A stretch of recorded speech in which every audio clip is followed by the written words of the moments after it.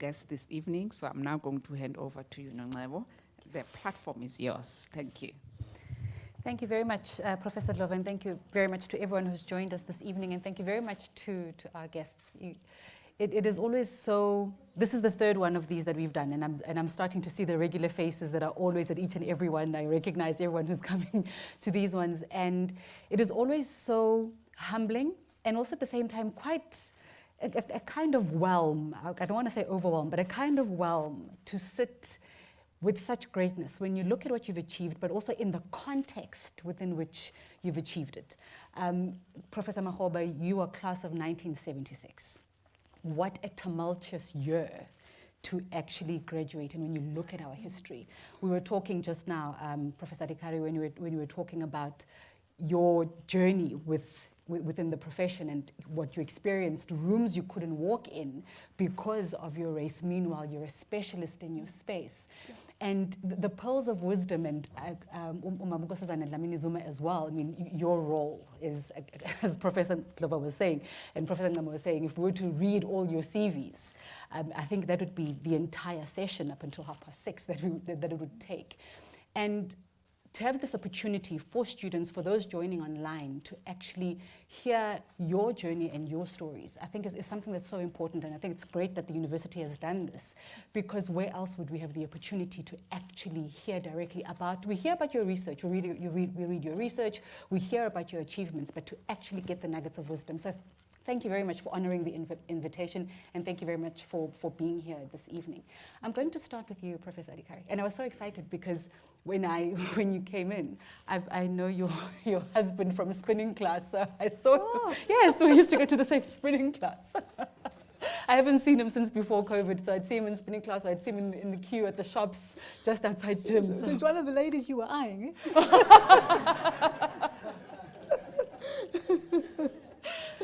So, Professor Adhikari, you are from Cape Town.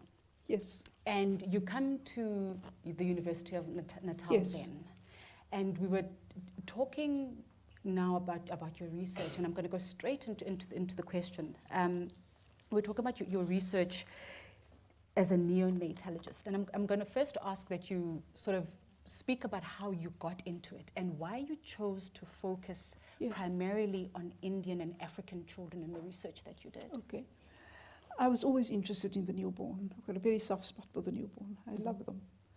And when I came to Durban after my internship in Cape Town, and I came to King Edward Hospital nursery, the nursery wasn't a nursery as far as I was concerned. It was just in a corridor. And I was a medical officer, so I looked at this and I thought, no way. As a registrar, I began to see what needed to be done. So I planned for things ahead, and I had to talk to the consultant in charge and ask her if I could start doing certain things that I thought was essential. The essential things were, one, we all had to be trained in how to handle the newborn. Nurses, doctors, whoever. Whoever worked in the nursery, even the cleaners had to know they had to clean the place so the babies could survive. You know what I'm saying? So I started off training with the nurses, and they were very good. The different categories of babies, and then escalation of the teaching that it eventually went up to neonatal intensive care. By the time we got to neonatal intensive care, the other hospitals had opened up, so we were going to St. Augustine's, to Addington and all the rest, and trained nurses in neonatal intensive care. The other thing was the advanced midwifery. We felt that there weren't enough obstetricians, and we had to train the advanced midwives so that they could. So I did the neonatal component of the advanced midwifery training. Okay, so that was one side of it. While we were in that little place, and when I first became the registrar, I chatted to the mums, and there was a lot of social problems, and the teenage pregnancies really, I found that very, very painful, and we had no social worker, so I had to work till we got a social worker to help our mothers. Then, after that, I decided I needed to be trained. I had to become a neonatal specialist. I couldn't do it here. So I applied for a British Council scholarship. I was awarded it. I went to the UK, spent a year in the UK, Sheffield, Cambridge, and Bristol. It was wonderful. And why couldn't you do it here? I beg your pardon? Why couldn't you do it here? I thought there wasn't enough here for me to learn. And I felt that as a doctor, you need to get an outside experience. Just staying in one place wasn't good enough for me. I had to open my heart, I had to open my head, I had to understand more than just what we were faced with. That's what I felt. And actually, it was well worthwhile, because when I went there, I had certain abilities that they never had. You know, the volume of work we deal with, they don't deal with that kind of work. So I could even teach them. Then, at the Sheffield unit, there was a bioengineer, and I latched onto him to understand the neonatal equipment. For newborns, you need specialized equipment, special monitoring effects for newborn babies, not like the older child, not like the adult. So I learned that so that when I got back, I could actually talk to the workshop that repairs the equipment for us, or where we buy new equipment, that they ensure that it's the right equipment. And even the companies, I could talk to them. And if something wasn't right, I could talk to the company and say, listen, I think this is wrong with the machine, or that's wrong with the machine. It was a very big advantage for me. So then I kept in touch, however, with my UCT colleagues who were also working in the newborn. And there was one professor that I kept in touch with. Then in the 1980s, there was a meeting called the Perinatal Priorities came along. It's one of the best things that happened. It was between obstetricians and neonatologists. When I went there for the first time, I was the only lady specialist. Can you believe that? And they didn't know what to do with this lady. The gentlemen didn't know what to do with this lady. But fortunately for me, one of my profs from UCT was there, my colleagues were there, so we got on very well. And it worked very well for newborn babies and mothers in this country. It was really innovative. Then, while working with the staff and etc. in the unit, I became aware of the ethical issues. When do you stop treating a baby and saying enough is enough? What do you do with a very seriously abnormal baby? When do we introduce what we now call palliative care? There were no guidelines. It was the 1970s, early 80s. It only came in 1990s. And one of the sisters was helping me resuscitate a baby. It was a beautiful full-term baby, and at 20 minutes, this baby did nothing. I was so upset, and she held my hands and she said to me, Miriam, stop. My baby was resuscitated for 25 minutes and I have a child with cerebral palsy. It's like somebody hit me with their fist. And only 20 years later, a paper appeared saying exactly that. If you've done everything for a baby, at some point you have to withdraw, and 20 minutes the longest you should go, approximately, appeared in the literature. Then what I did was, in pediatrics, we all work together. My friend Kimesh is here. We all worked together. The other consultants knew what I was doing. Then we said, well, look, my sick babies often have surgical problems, so the pediatric surgeons, the neurosurgeon got together. We went to the dean and asked the dean if we could form a bioethics reference group, to which all consultants from any department would come, and we had regular meetings to decide how we had to manage our patients from an ethical perspective. It was very nice. It was very, very good. And then also by that time, neonatal speciality was developed by the College of Medicine. So now I was on my way to train people to take headships at the second level hospitals, like Mahatma Gandhi, Port Prince Msheni, etc. They had to have somebody there for the newborns, because that's what I was concerned about. So we did that. But when Nkosi Albert Luthuli opened, that was a dream for us, because now we had a very specialized neonatal unit, and all our subspecialties began to develop, and they were all going to move over to Nkosi Albert Luthuli. And the individual for the newborn unit there was my husband's brother, who trained in Oxford, and Prof. Mahoba knows him, Asu Mackenzie. He trained in Oxford and Cambridge. And so he became the head of that unit. And I think that was a very important issue. Then the next thing that came onto my lap was neonatal cranial ultrasound. That's scanning the baby's heads to see what the brain is doing. Now, what do I do in the newborn nursery in King Edward? I had to go to the professor of radiology. He interviewed me extensively, wanted my CV, wanted to see the publications, and then he said, okay, you can have a mobile machine, and his radiology setup would look after that machine for me. And in turn, I helped the radiographers, and even the registrars in radiology came to join me in the nursery when I did the scans, because nobody was doing it. And through priorities in perinatal care, we could have a national, link up with other colleagues who were doing it. Mm-hmm. And then I went to Cambridge to do a course with Dr. Malcolm Levine as well. I went to Cambridge and got advantage of that. And so you could look at the baby's brain and decide how well the baby was, how sick the baby was, how much damage there was, etc., etc. Then the next thing I did was babies were sent to us and they were in poor condition because they weren't managed appropriately. The mum wasn't managed appropriately, so I started neonatal outreach. I went to all the hospitals. I had a system of what I would check with the nurses and the doctors and what we should put into place. So I did that, and when I went to the hospital, sometimes, well, of course, the medical manager, the nursing manager were all involved. Sometimes I had to go to a local clinic to ask them for some further assistance. Sometimes I had to meet the general practitioners. But what was very interesting was the young nurses that were there, they asked me when I would come next to visit them. When I came, some of them brought a family member or a mum or a lady in the community that was caring for babies while mothers went to work. And they wanted help. They weren't getting enough help. So then I set up a system where I could help the caregiver, and then I went to the clinics to speak to them and ask them, please, if these ladies come, they had to help them in some way or the other. Do you understand what I'm saying? Because it was, the nurses, it's just that they were just so overwhelmed with work that they just couldn't, but once you talk to them, it all just works, right? Mm-hmm. So that was one big story. It went on for years. We went on for years. And some of the companies even said to me they would help me, because then they would go out and teach the nurses sometimes. So that we did. Then came the story of HIV, one of the worst things that ever hit us.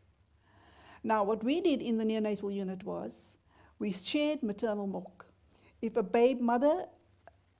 mother was ill, then we would find another mother with a baby of the same, what we call gestational age, like a term baby to term baby. Mothers would give milk.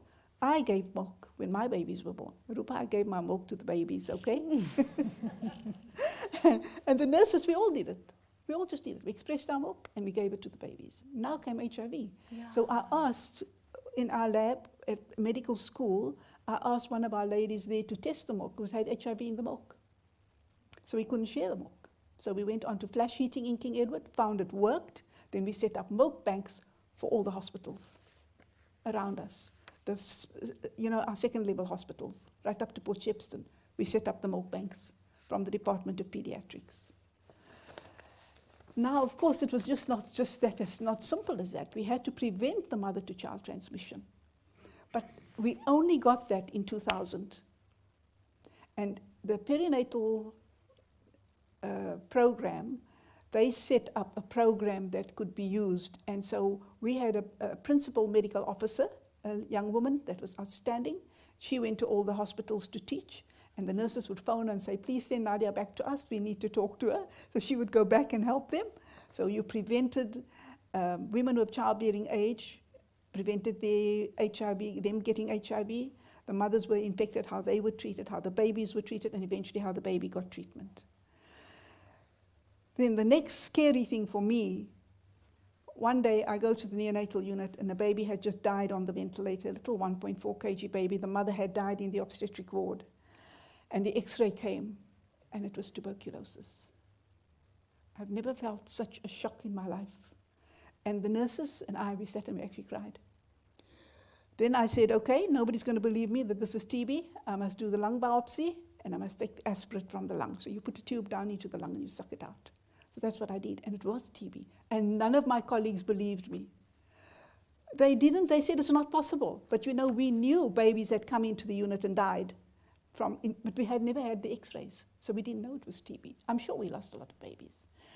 So what we then did was we asked the nurses, just see how valuable, the nurses in the antenatal clinic, could they ask, there are only 4 or 5 questions you ask a mum, or anybody, and they can tell you that they're at risk of having tuberculosis. So we trained the nurses, they did that. And when the first one came in and came running to me and said, I diagnosed TB in the mom, we invited her for tea and celebrated it.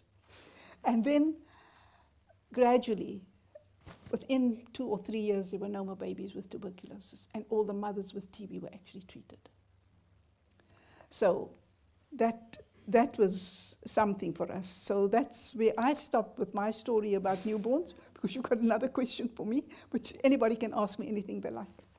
What's interesting for me is as you chart this, you're going from the 80s all the way to the 2000s, and all these systems that are now in place. Yes. That, oh, this is how we do things. Yes. You were the catalyst. You and your teams are the catalyst. And it just goes to show that how much, in any profession, but we are speaking in this context now, that what we see as how things are done and what we see as a process, as a system, Yes. as an approach, Yes. was because somebody identified a gap and decided to do something about it. But what's also interesting, and is a common thread with all our guests this evening, is that you all went to the UK to study. Yours, Mam Nkosazana, comes through more and is more narrated according to the political lines, but of course there's the medical lines as well. What is it that led, because even last time we had Ubabulizo as well, and he had gone to the UK. What is it about UKZN and UKZN alumni going further to study in the UK, Prof. Mahom? Well, Was it just the next logical step? Did it no, just? they were our colonial masters. Okay. And there was no, I mean, you know, South Africa and the UK are related in many ways, but it's largely political, it's largely colonialism. But if you are to ask me why did I go to the UK, was that when I qualified in '76, Professor E.B. Adams, who was the professor of medicine, said to me, I don't want you to go to private practice. So he wanted me to come back in 77 and do my internship in the professorial unit. What was his reason for not wanting you to go to private practice? Well, he said I could do a little bit better by taking academic medicine. Okay. He felt that it was my passion or something like that. So I had already applied to McCourt's Hospital, so I couldn't come to the professorial unit. He said to me, but you must come back to King Edward. So I went to McCourt's, and in '77, middle of '77, he invited me and said, I'm going to find you a job the following year so that we don't lose you and you don't get attracted to money and join your colleagues. So in '78, I came back to King Edward. And then in the middle of '78, he announced that he was retiring. And I had staked my life after him. So I decided I'm going to go to his office. And I asked him, you called me to come back, now you are going to go away. What is going to become of me? Just answer that for me, because otherwise I would not have been here. I would have gone somewhere else. He paused a little bit in his office and he said, well, I hadn't thought much about that, but I'll do something about it. Then a month after that, he told me that there is a scholarship to Oxford, and he will do his best to make sure that I apply, and he'll give me a recommendation, and we take it from there. So I say this because he was one of the most disliked, I think, deans of our medical school at the time. But I also know that Dr. Nkosazana Zuma also, I think, arrived here at the medical school working, I think, with Professor Adams. She may confirm or refute that, but I think there is that commonality. But the reason why I ended up in Oxford was because the person who was supposed to mentor me in South Africa retired. And I held him accountable that I don't lose my future as he retires. So I went into Oxford, and he actually came there almost annually to come and see me. Oh, really? and find out how I was doing. And when he retired, he went to Cambridge, and I always took my kids with me to go and see him in Cambridge. So that's how you landed up. That's how I ended up in Oxford. As simple as that. Mam Nkosazana, one of the things that Professor Adukari spoke about was being the only woman in the room, which, I mean, we think we're still in male-dominated environments. No prejudice, no prejudice, Professor Makgoba. But when it's narrated from an experience of the 1970s, I think what we speak of now is not even close to what you encountered. Now, you from Epulwa, you are from an era when women were not really encouraged to study because they were supposed to grow up, raise families, look after the home. Why invest in a woman? She's going to get married and have kids for another family anyway. But your family's approach was completely different. How did that happen for you? Were you ever told why you were encouraged to rather study, or was it just something that happened organically, that your father had a different worldview? Yeah, no, I think it was also his own experience. Mm-hmm. My father was the 8th child out of 11. And his father got blind, and I presume it was cataract, but it wasn't treated. So his mother had to go and work and raise the younger kids. Oh, okay. So she did, and she sent him to school, and she became a primary school teacher. So she had a passion for girls' education, for education generally, but mm-hmm. specifically for girls, mm-hmm. because his experience was that if his mother hadn't looked after him and taken him to school when his father had got blind and couldn't work, mm-hmm. then his future would have been in trouble. So I think it was his own experience of a strong woman who got up and said, I'm going to look after these children and I'm going to send them to school, and yeah. Little did he know he was influencing the trajectory of the history of South Africa by making that decision. And then I'm the firstborn at home, Umafungwasa. So I'm one of 8 children also. So his view and my mother's view was that education was very important. Mm-hmm. That education would take us out of poverty. Mm-hmm. That education would be an equalizer in a way. Mm-hmm. So I grew up in a family where education was very valued. But my father would go further to say, girls have to have education because I don't want them sitting in a toxic marriage because they can't walk away, or they lose their husband and they turn a blind eye when the stepfather is abusing the children because for economic reasons they can't walk away. Mm. So, but he also treated us the same. Mm-hmm. We're 5 boys and 3 girls. And he didn't favor the boys more than the girls. He said they're all equal. And if I were to choose one child and discuss something with that one child, it doesn't have to be the boy, it would have to be the first child. If it's the boy, it would be the boy. If it's the girl, it's a girl. So I was the first child. But he also put a lot of responsibility on the first child. He would say to me, you must be on the straight and narrow because you've got 7 kids behind you. And if you go astray, what am I going to say to the younger ones? So you have to be exemplary so that I don't have trouble raising the younger ones.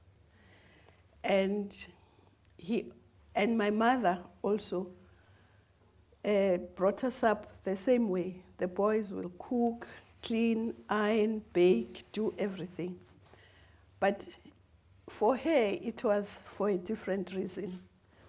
She would say, I don't want you guys leaving this rural place, going to the city to find work. And then you take a poor girl, you live with her, not because we love her, because we want a laundry, you want a cleaner, you want a chef. You must be able to do those things for yourself. And when you marry, you must marry somebody because you love her, not because she's going to do all these things for you. So I grew up in a family where I didn't feel inferior as a woman. I didn't think the boys were superior. We're all the same. We're brought up the same way. So yes, education was important. So I internalized that. And fortunately, I also grew up in a place where there was a clinic called Polela Health Center.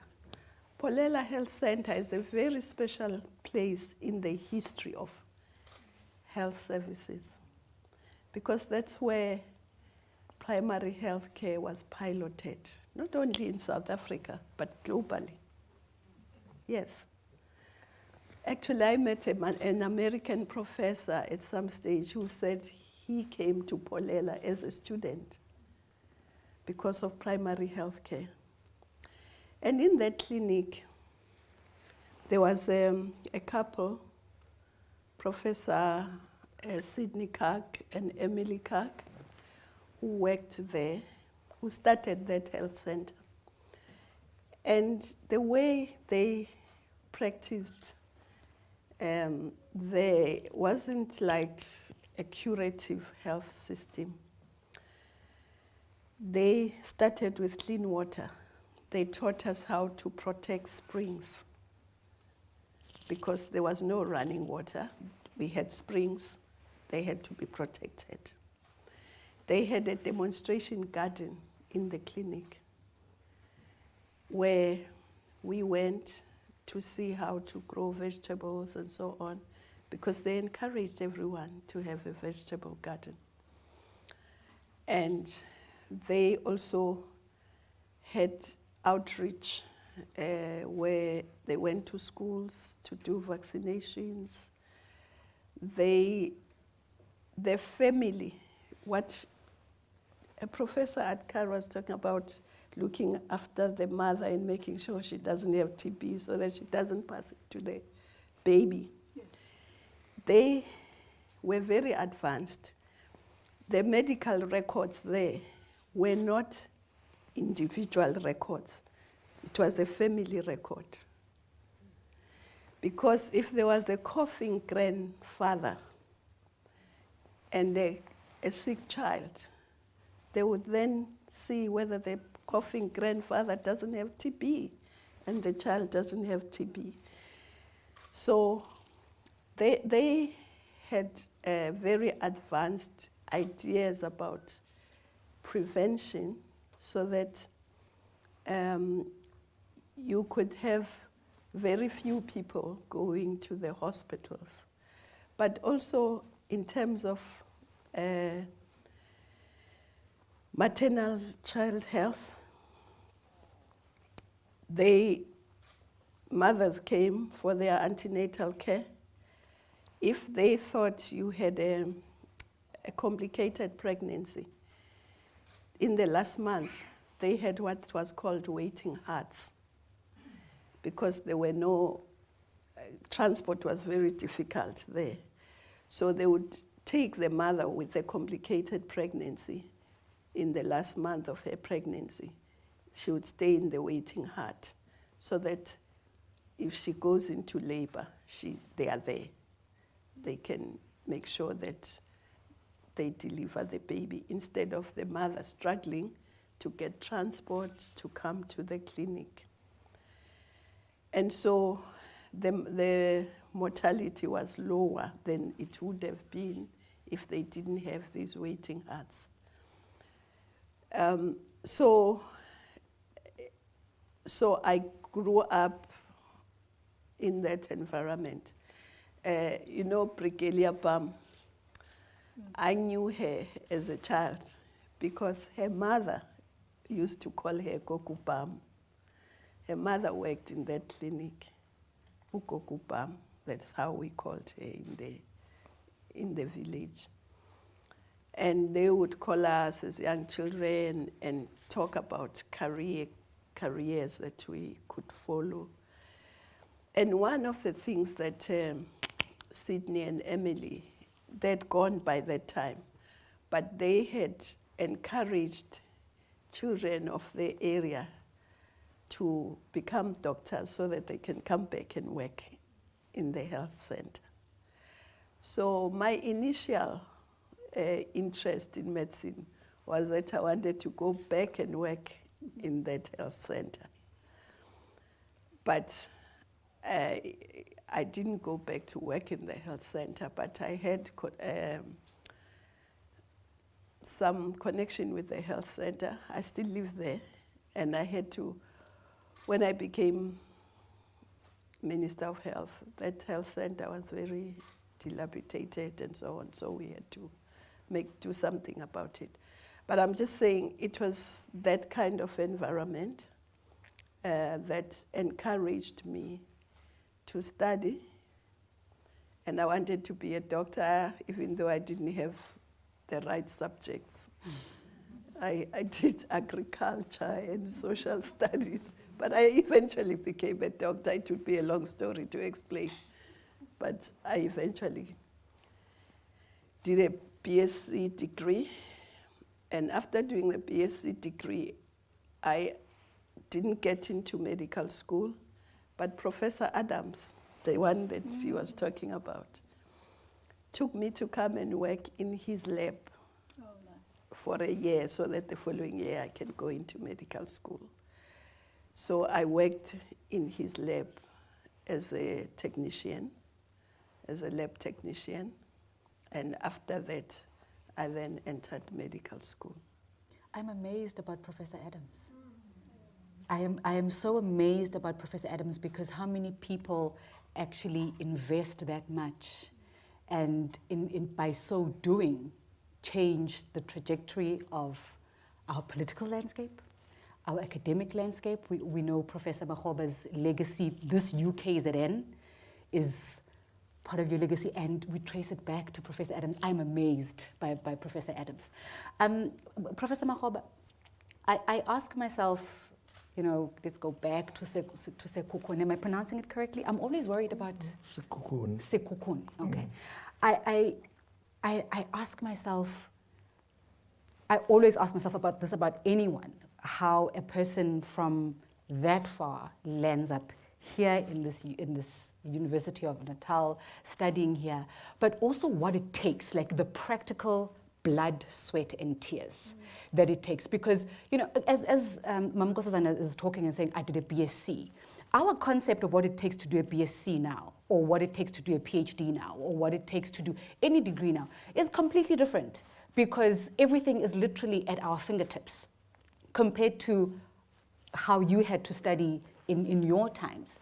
So the actual practical blood, sweat, and tears, because I mean, when you read the accolades, and you read the fellowships, and you read the chairmanships, and you read the awards and everything, that doesn't just... Well, it's true. Remember that I think, as Nkosazana has said, and so has Miriam, I think we were born in different environments, but under very difficult circumstances. Some of us were fortunate because our parents were teachers, and they could at least control our growth and give us some directions. So, yeah, I was born in a rural village in Sekukuni, and you know, there was hardly anything there. We didn't have toys or anything like that. All we could do is to hunt birds and hunt animals and look after our parents' flock of sheep and goats.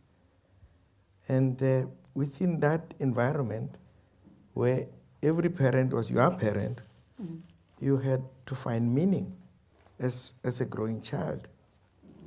And I think, as I say, one was fortunate to be able to develop a passion, maybe from my parents, because I think my parents valued education like many parents of their time. But there was one thing that they both encouraged, that we enjoy learning. Not just learning, but we have a passion and love learning for understanding what's happening in the world. It was not to look for a job.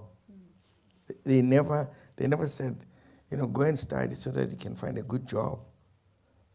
I suppose they assumed that a job would come, but it was to enjoy and understand the world, because that's where you're going to live. You're going to live in the world and not in your job. So that is something that I learned from both my parents.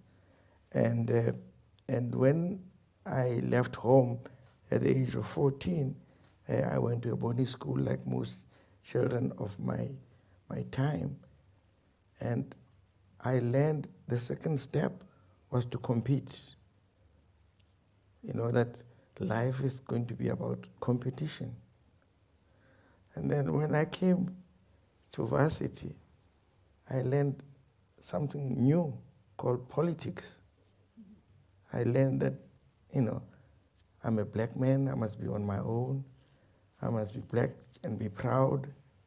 And those were the teachings of Steve Biko, Panipichana, Mampela, and Nkosazana here in different ways.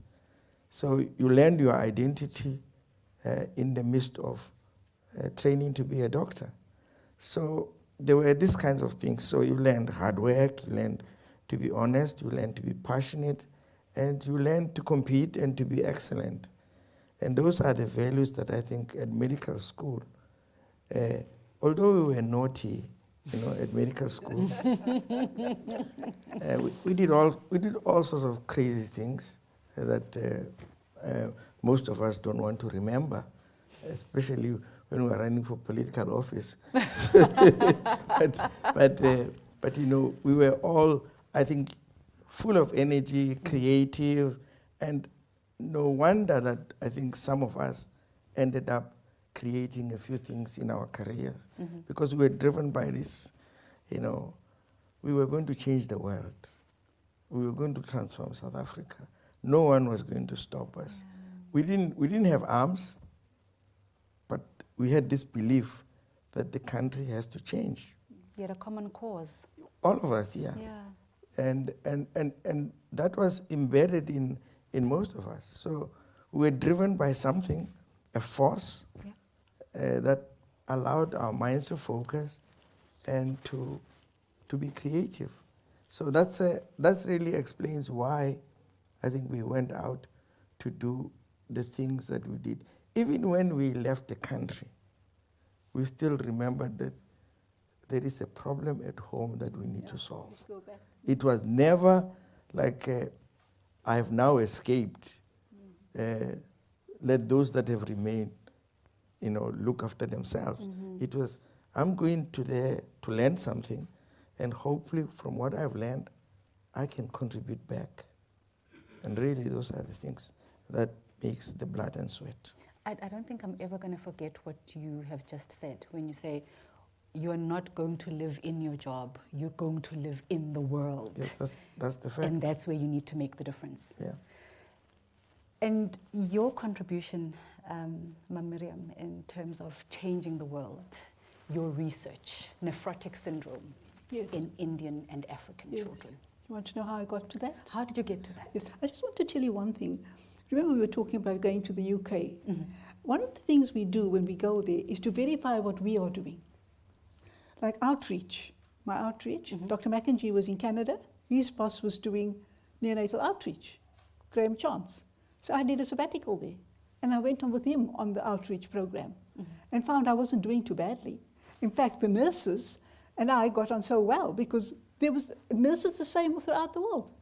That's what I learned. And when I went to India, the same thing happened to me when I did a sabbatical in India. So, you know, you learn familiar things, and you entrench what you are doing so that you can develop it further. And I think that is the important point. You develop yourself and develop what you are doing. You asked me about the nephrotic syndrome. What happened was, I had to decide, I wanted to do a PhD, but now I had to decide, was I going to do it in newborns? Where could I do it in?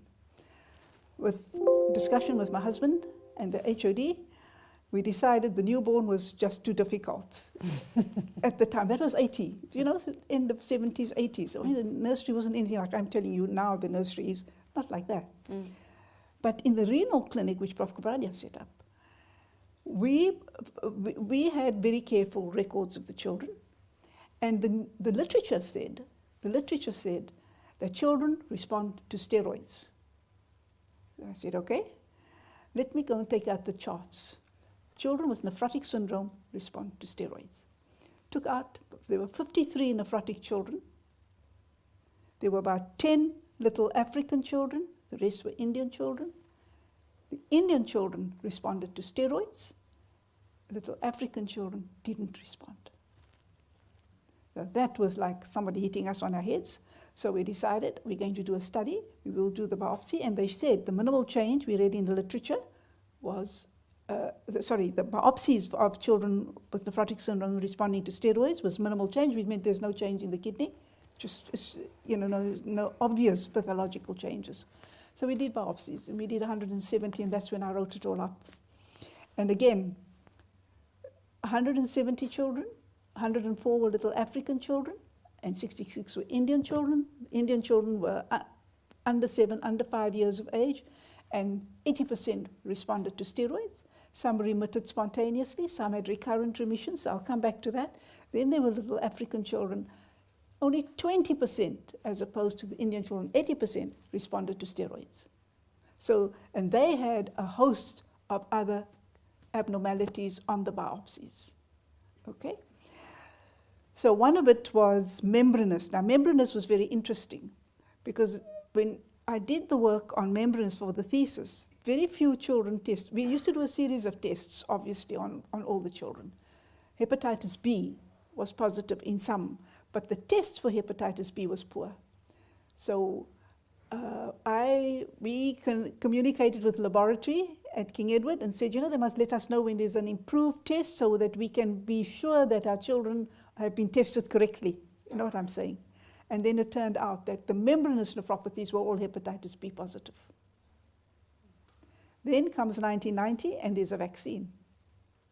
But in the meantime, Prof. Bima wrote up his PhD on membranous nephropathy, and then comes the vaccine, children get the vaccine, and the disease disappears. So there are no membranous nephropathies in children anymore. Thank goodness for the vaccine. But the remaining children now, they didn't respond to steroids, frequent relapses, and other histological categories we had to find solutions for. So then we looked at the literature, we applied for studies to use intravenous therapies, intravenous what we call steroids, cyclophosphamide, chlorambucil, Psi-A, whatever else we could. And we then, you know, took each child, did all the investigations, did the biopsies, and then treated them. And some children did respond, many children did respond. There were a number of drugs you could use, but the drugs are difficult because they have side effects, and one has to monitor those side effects very, very carefully. Because cyclophosphamide, for example, many years later in the adult male could result in infertility, for example. So, you know, you had to know when you could stop and not go on and on giving one person. From what you do in infancy, yes. It has an impact. Yes. Oh my yes, goodness. Yes. So, you know, we don't realize all these things until, well, anyway. So we went through all of that, and now, up to 2002 to 2001, 2021, 2022, there's still no other real difference in what people choose. It's like each team decides we'll use this combination, and then that combination, and that combination for the children. So then, of course, a number of, just very recently, there's been a study from our own unit here that the FSGS children, 40% have a gene mutation. So there's a genetic background for it. So that's why they don't respond. 40% we know. We don't know about the others. And this is a recent, I beg your pardon? this is a recent finding. Yes, yes, just last year or two. Or Oh something my was goodness. found. Yes. Now, what that led us then to do was now we had children in renal failure, not recovering, relapsing. We did dialysis, but we had to consider transplantation. Now, our little children went to Cape Town for transplants. That was horrendous for the families. You can imagine what that did to families. So then myself, Prof. Kubradia, etc., we went to the medical department and we asked Prof. YK if we'd like to set it up, and we set it up. I used to go to Addington regularly for the pediatric transplant patients. We had a system of how you selected children for transplant. You can't put everybody on a transplant. It was a very expensive business. So you had to have a family set up, you had to have the communications, you had to have etc. Did it, and we succeeded with it, and we started neonatal, we started renal transplantation here. Unfortunately, when they opened that in Corsi, they couldn't start immediately, but they've already started in the last few years. They've started doing the transplants. So that's where we got with our renal work. That's how I got to do the work on nephrology, with obviously with all our colleagues.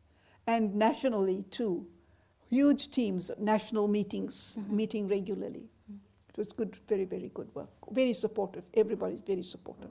Hearing all the amazing achievements and the results of all your work leaves me wondering, is there any more for us to do? Because you've done all the important stuff. There's plenty more to do.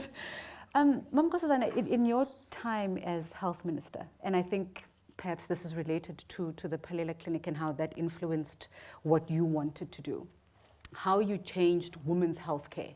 And I'll just state a few. Pregnant women and children under 6 had access to free primary health care. This is part of your legacy. Abortions were legalized on demand. This is part of your legacy. And you united the health service.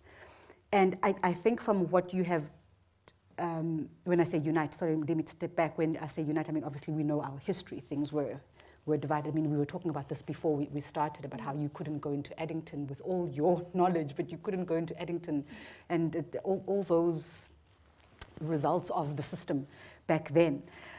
Then you turn around Home Affairs and you streamline processes. And then you go to the African Union and you streamline processes there, and you have a very clear focus. I mean, you are credited with making the African Union more professional. You are credited with ensuring the incorporation of gender issues, human rights issues, food security into the AU agenda. Now, this is, again, not something where you walk in and you say, right, this is what we're going to do, let's do it, and then it materializes. There's a lot of lobbying, there's a lot of work, there's a lot of realigning policy, there's a lot of getting minds to meet on a common cause. And you're talking, especially when you get to African Union level, you're talking about the politics of different countries, and there's a lot of reading and information available, but what you had to go up against in terms of getting those systems in place. What does it take to reorganize your kitchen cupboard? I mean, that's something that can be done. You reorganize the entire African continent. Well, maybe starting with health. Of course, it was an honor, but also overwhelming when Tata told me I'm going to be Minister of Health. So, but fortunately, there was ANC health policy, kind of. It was very important that we did concentrate amongst our priorities, women's health and child health. Because if you look at South Africa then, women didn't have sufficient places to go for antenatal care. And more than 500 women a year were dying from backstreet abortions. And some were ended up with their uteruses being removed and so on. And so it was important that we treat women's rights as human rights. And those were some of the rights they had to have. The right to health. But we had to build clinics very quickly because it was one thing saying it's free, but if you don't have access to a clinic, that it's free Is is immaterial. meaningless. So we had to build clinics very quickly and cheaply. And the way we did it was, we said, we're not constructors, we're not architects, we're health workers, but we want these clinics. So we went to CSIR, said, please give us architects, give us quantity surveyors, and give us a project manager. So we said, we're going to build 3 types of clinics: a small clinic, a medium size, and a health center, which was a big kind of clinic. And these were the specifications. So the architect then drew the drawings, and we said, okay, give us the bill of quantities for each. So they gave us the bill of quantities for each. So you can see how much you've saved already. Instead of having an architect for every clinic, you don't have. Instead of having a quantity surveyor for each one, you have already got your bill of quantities for. And then you have a project manager from CSIR. And then we'd say, come to a place, then the community would say, this is where we want our clinic. And if there are contractors, people who can build in the area, we hire them, they build the clinic. So we had to build clinics. We had to make sure that there were medicines in those clinics. And then we had to ensure that women are able to access them, children are able to access them, and everybody else.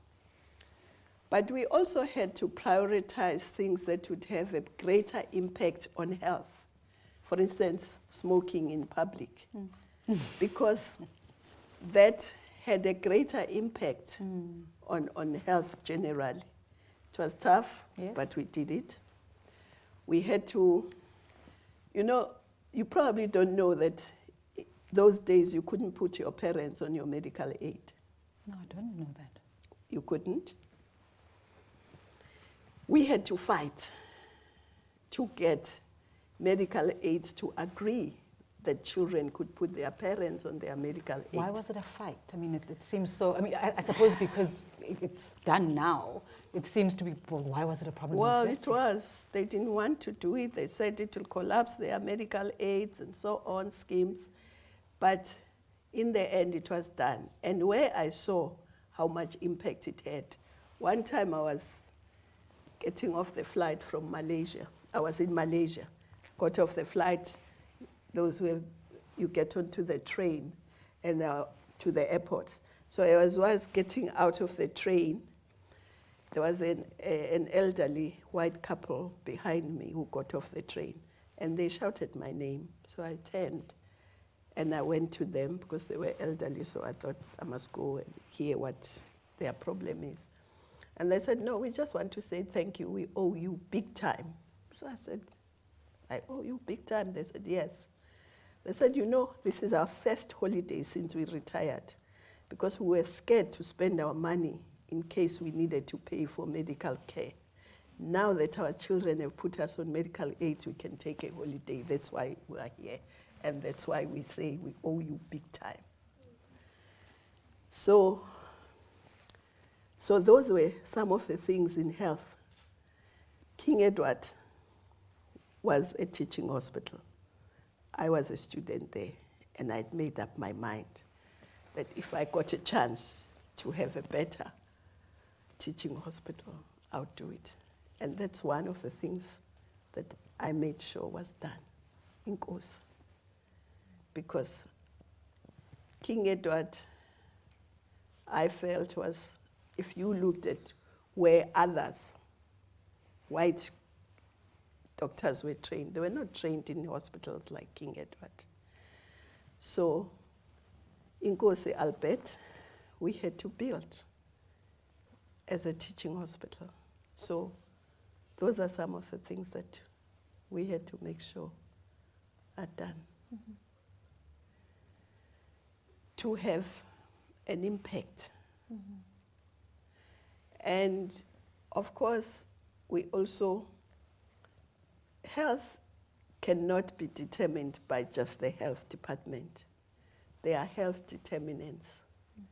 So we had to make sure, before, African children didn't get child grants. The child grants were for whites. Did they have child grants already? Of course they did. I didn't. I thought there were no child grants whatsoever. Oh, they did. The things that we take for granted Yes, now. and you say the government is doing nothing.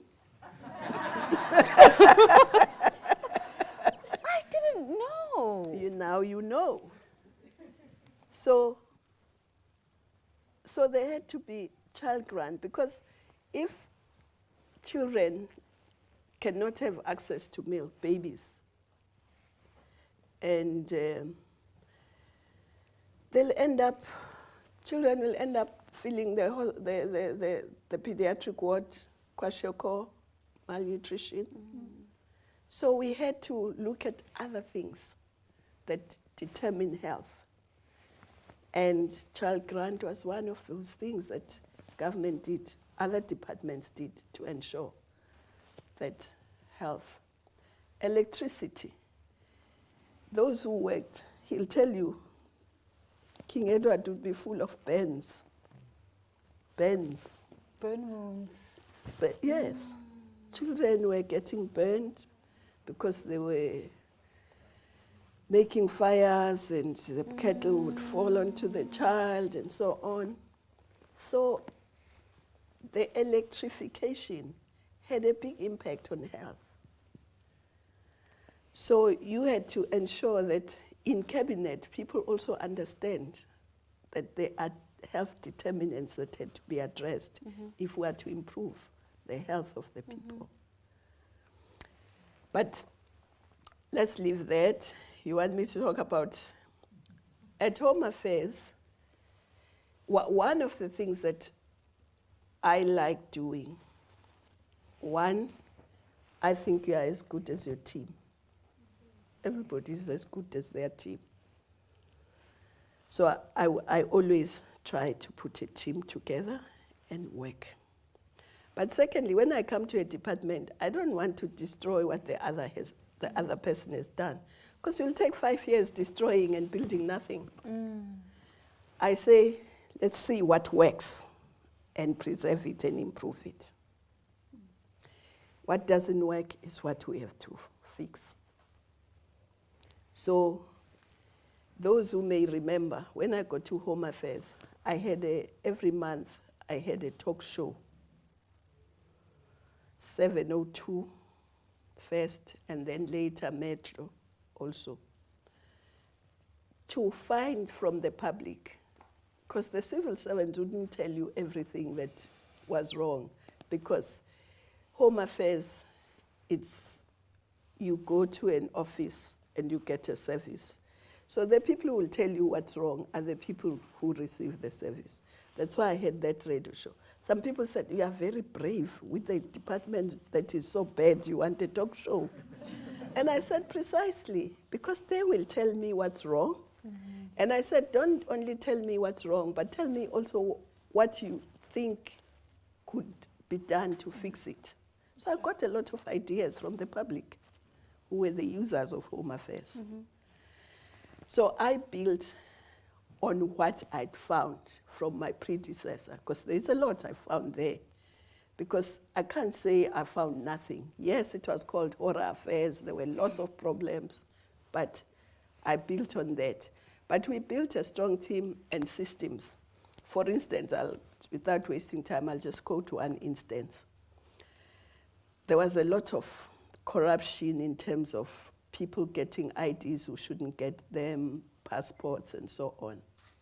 So what we did was, we said, because there were syndicates at Home Affairs,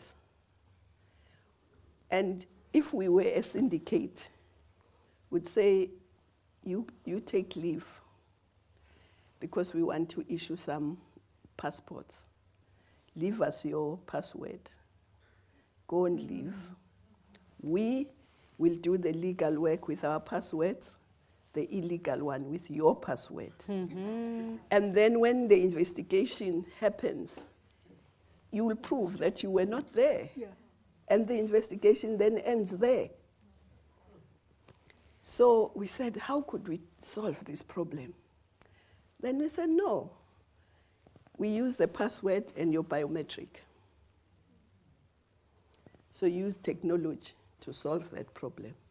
So instead of the person using only their password, for every application they do, they'll have to use their password and their biometric. So some of them would forget that the biometric will now tell the story. They will try and cheat, and we find it's your thumb, it's nobody else's. So The thumb didn't go and leave. So I'm just saying that you had to identify the problem, get a team to work on it, find a solution, and then implement the solution. And of course, we had to also make sure that people work, because at Home Affairs those days, frontline, especially, the back office worked, but the front line was very problematic. People would come there, and people would phone me and say, hey, I was at such and such an office, and my only regret is that I didn't open my book, because normally when I go there, I carry a book and sit and read, because I know I'm going to stay there for a very long time in the queue. And then it wasn't difficult things that we did. We went to the offices. Because you used to have those spot visits. Yes, those spot visits worked. Because one person called me and said, you know, I went to such and such an office, and it was so quick I didn't open my book. And then I went to them and I said, it's the same stuff. Nothing has changed. But now I don't have to wait. What has happened? And she says, one of the officials said, I need to have this minister. As we are talking, she might just enter the door now. Nobody knows where she is. She might pop up in Lusigi or here or there. So we have to do our work. So those spot visits really helped. So it wasn't like rocket science, but you had to identify what the problem is, then find a solution. At the AU, of course, we had to also get the smart card, because it had been talked about for a very long time. And so by the time I left to the AU, it was all the processes were done, so it was a matter of just implementing it. So I'm very happy that now we have the smart card. But I'm unhappy that in my village, Home Affairs there still can't do the smart card. We have to go to Maritzburg. That's why I don't have a smart card. I'll wait until I can get it in my village.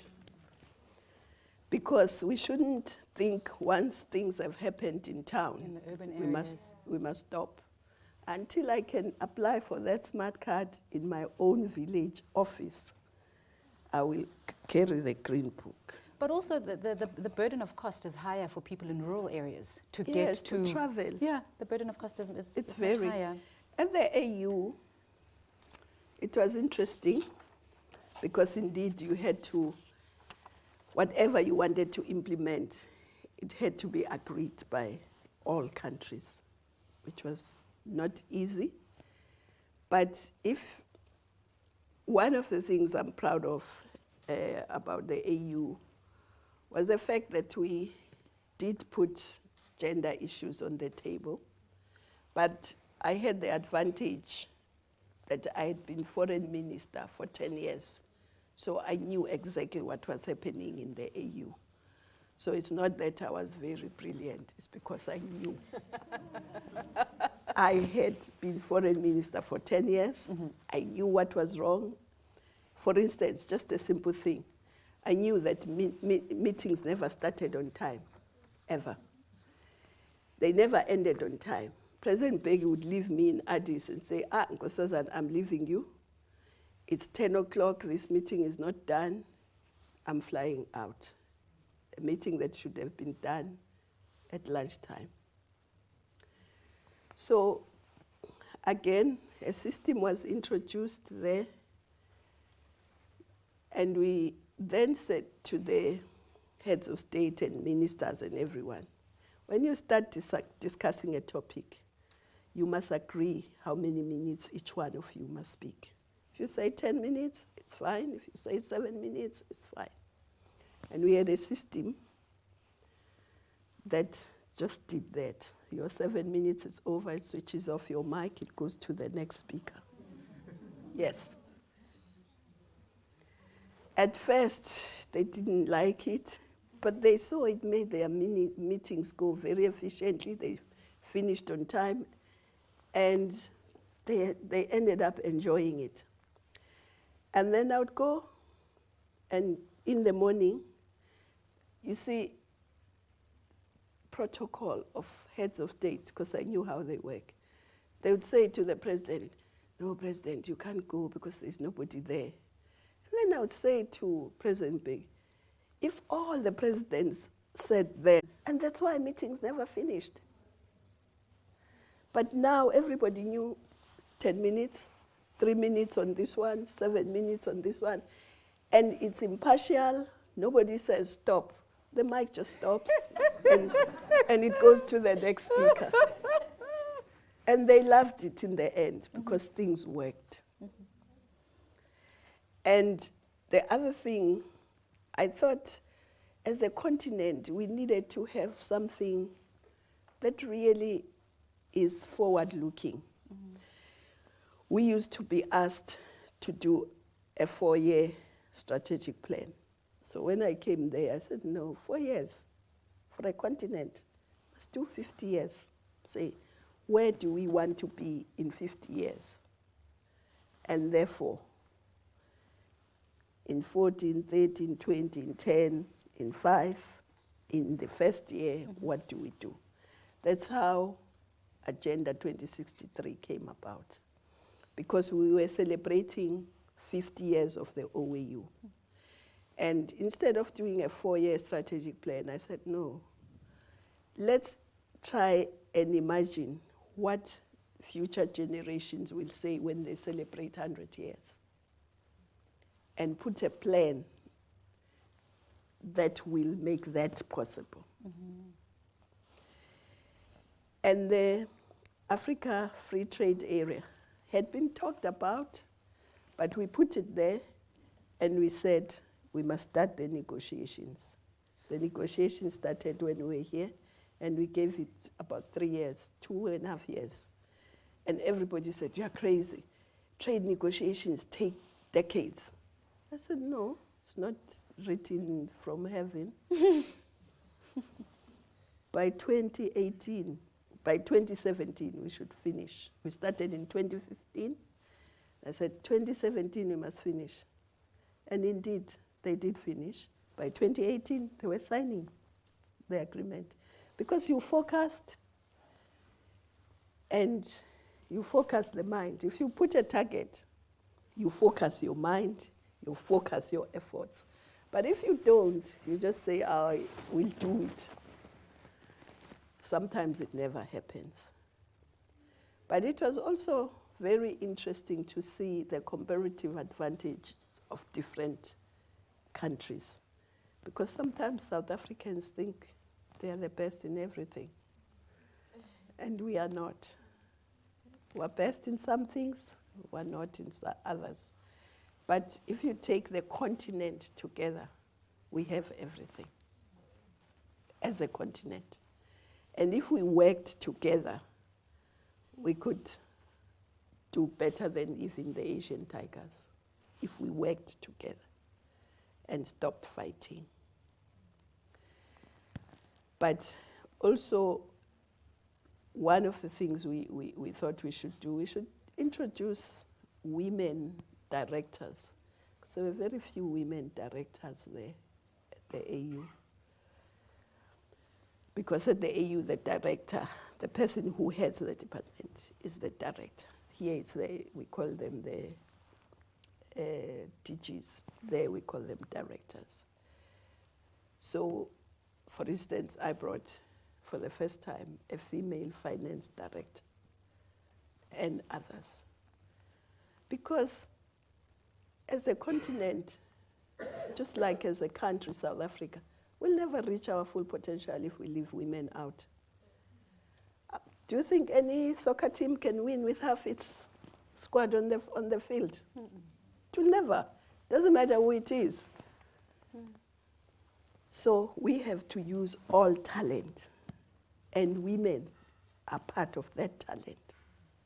Never mind that they are the majority, and they produce the other half as well. So if you don't include women, you won't reach your full potential, full stop. So even at the continental level, we had to try. But maybe before I end, we had Ebola. We went to the UN. President Obama spoke at a side meeting and said more than 1.4 million Africans are going to die from that Ebola unless something dramatic is done. And I said, not under our watch. 1.4 million die from Ebola. So we went back. There's a Zimbabwean business person who also called and said, Chairperson, what are we going to do? So I said, you are in business. Let's see what we can do together. The business people, African business people, came together. We had in our first meeting, we got more than $30 million US because we had to get African health workers to go to those countries. And we had to make sure we can keep them there, the accommodation, food, transport, everything. And we didn't have it in our budget. And if we waited for donors, the 1.4 million Africans would have died. We didn't wait for donors. And I'm very grateful to the African business people. They really came, they gave us, it's not, the 30 million was just on the first day when we spoke, when we invited them, and then they pledged and so we had more than 800 doctors and nurses who went to those 3 countries to help. And we didn't lose even 100,000. Not even 10%. Not even 10% of what they said we were going to lose. And those health workers, none of them got Ebola. We trained them, they were very disciplined, they worked there, they didn't get Ebola. The other country that helped us with human resources was Cuba. Cuba sent about 200 and something. The Chinese sent some. But the big countries didn't send their human resources. They brought Marines, others brought Marines, others brought big battleships. To fight Ebola. And they did assist us in building the temporary treatment centers. But human resources, Africans, and we interviewed some of the young people who went there. I remember a young doctor from Kenya, and I said, what motivated you to leave your country, to want to go to the Ebola stricken countries? And he said to me, you know, I thought, if this was happening in Kenya, and people were asked to come, and nobody came, what would we do? So I thought, no, let me go. And I spoke to another one, I think he was from Rwanda or somewhere, and he said, you know, we always talk Pan-Africanism theoretically. I thought you are giving us an opportunity to actually put it into practice, that we are Pan-African. We won't allow our brothers and sisters there to die of Ebola. We'll go and help. So countries like Nigeria, Ethiopia, Kenya, they sent lots of workers. South Africa sent mobile labs and so on.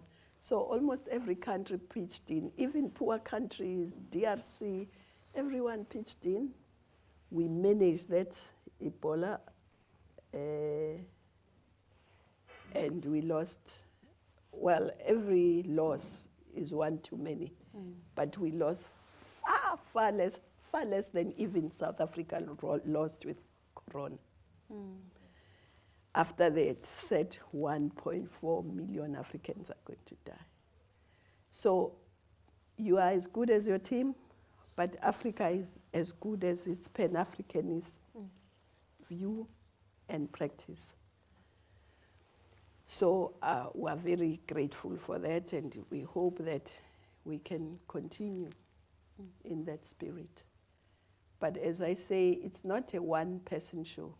You must always work, and you are as good as your team. But the young people were very good, I must say, because it was young people who, in the majority, who went to those countries, who volunteered, because nobody was forced. Everyone had to volunteer. At first, the first 80 actually resigned their jobs and went to work there. And then we thought, it's going to be very expensive if we do that. So we spoke to countries and said, can you second them? Continue paying them here. We will pay them a stipend there, but pay their salaries. And fortunately, a lot of countries did agree. And that's how we were able to deal with Ebola there. Thank you, Ma'am Kosaban. We are going to go to the floor for questions, and I'm mindful of time because it's 12 minutes to 7 now. But I'd like to come to you, Prof. Makgoba. Your area of specialization is, I would like to say it properly, you're a molecular immunologist. And I'd just like to ask about your research. When you look back on the research work that you've done, which of your research findings do you rank best, and why? Well, I think there are two major findings that I've made. And I have to say, I made them in my 30s. So just be aware that the best time of your innovation is you're better in your 30s. Oh. Many scientists who have done groundbreaking work have done it in their early 30s or mid-30s. Above the age of 40, you're gone. Oh, Prof. Makgoba.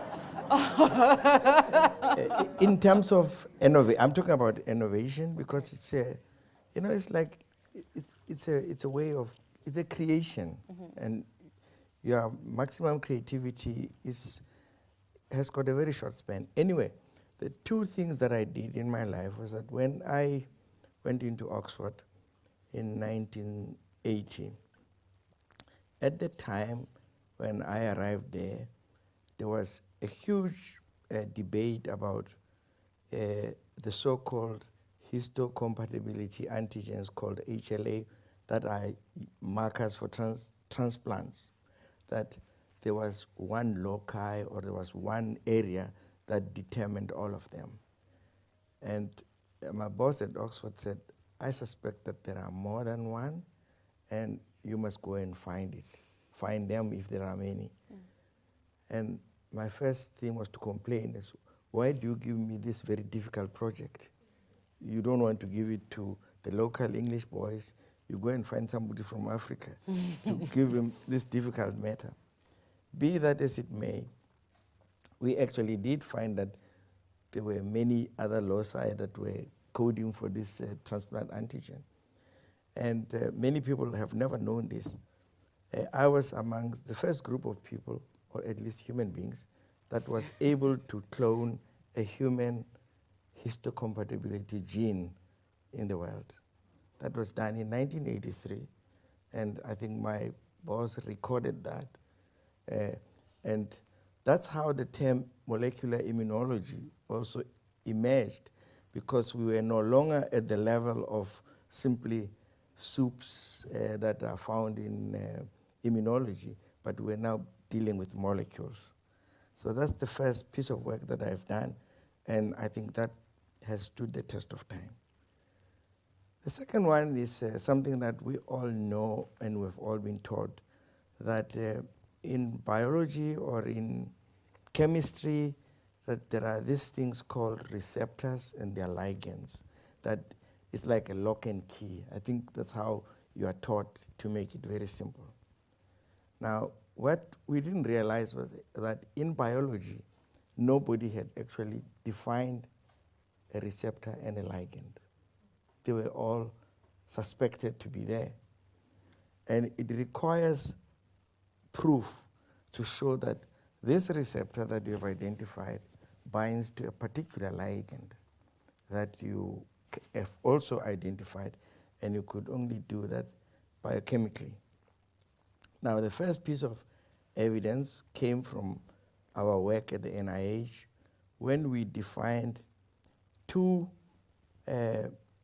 molecular pathways.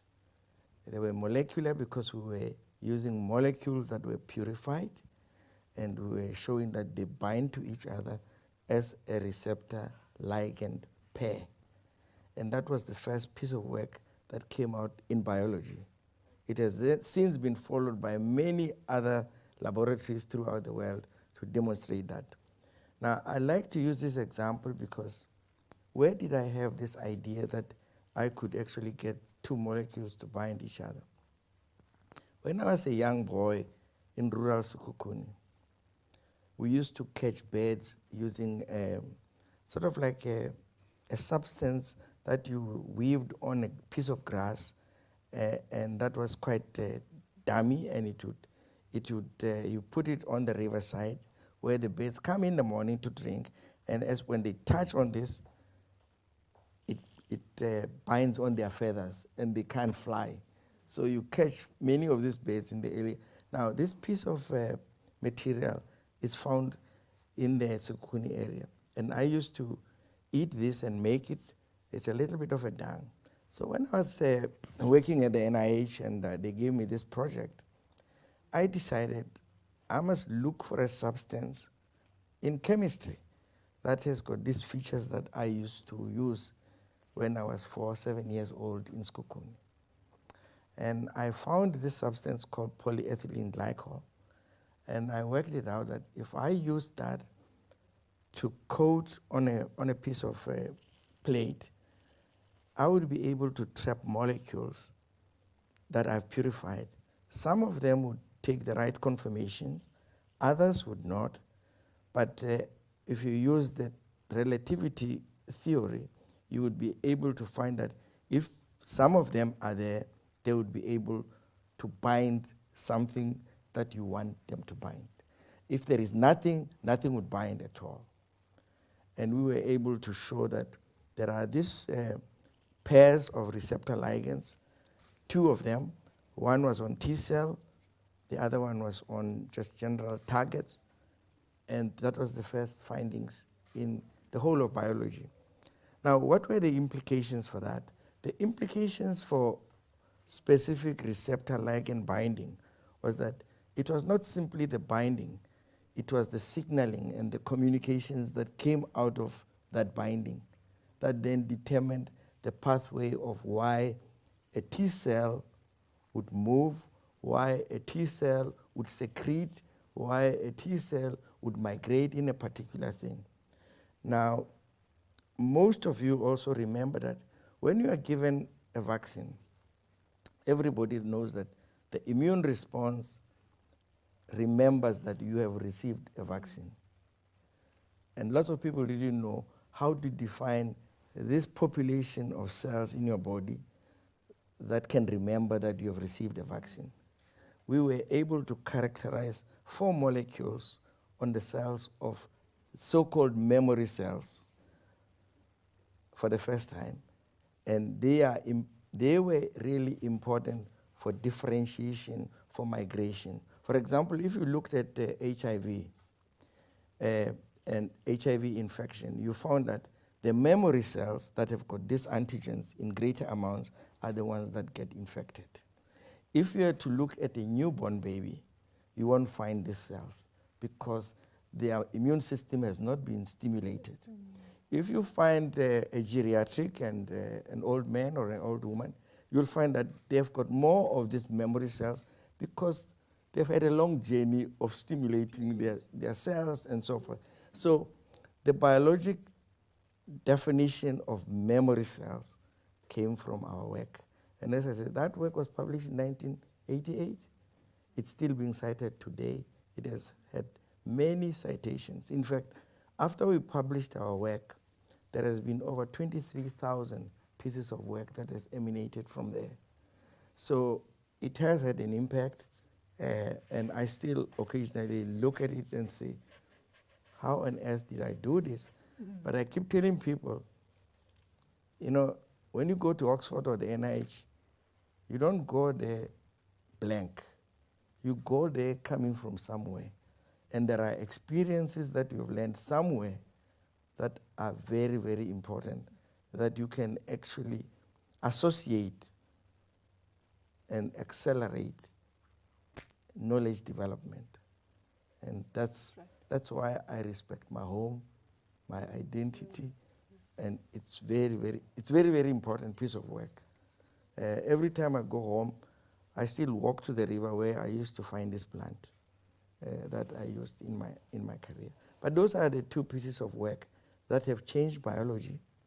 And in fact, in one of the papers that have been cited, that piece of work is one of the foundation of structural biology.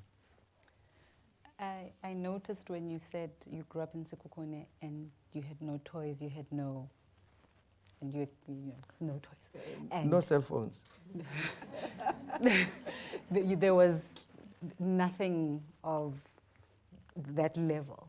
But look how that influenced your trajectory. Because, and as you were talking, Mamukosazane keeps on whispering indigenous knowledge systems, indigenous knowledge systems. So it's not a bad thing to not have toys. No, that's why, that's why there are no Nobel laureates in the royal family.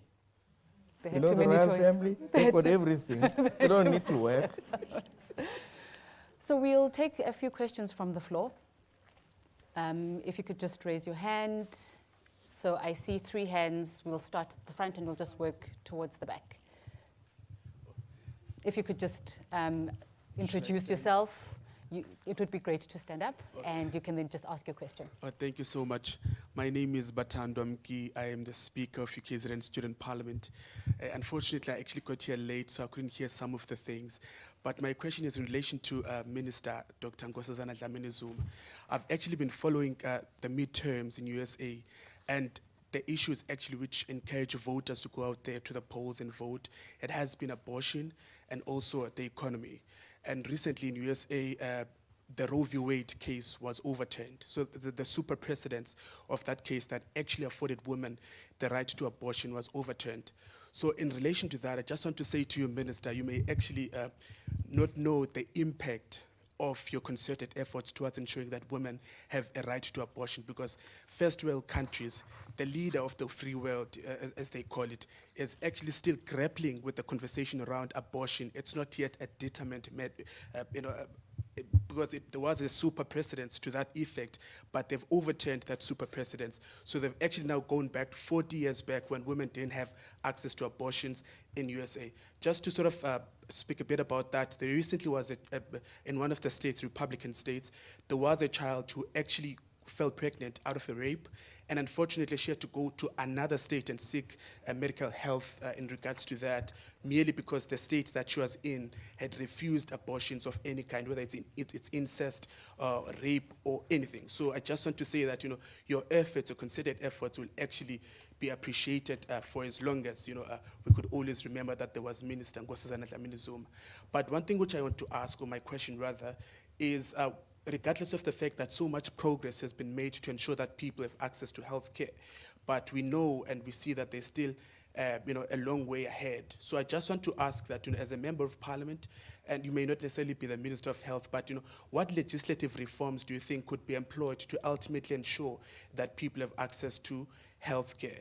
And I'm saying this because I've actually seen that as the executive branch of government, you often find issues because people take you to court and say it was not your prerogative power to exercise a certain power and all of that. I think recently, in regards to the COVID-19 regulations, they took you to court, but ultimately the court said it was your prerogative power as the executive to have actually taken a certain decision in regards to the regulations. So that's my question, Minister, that what legislative reforms do you think could be employed to ultimately ensure that people have the adequate access to healthcare? Thank you.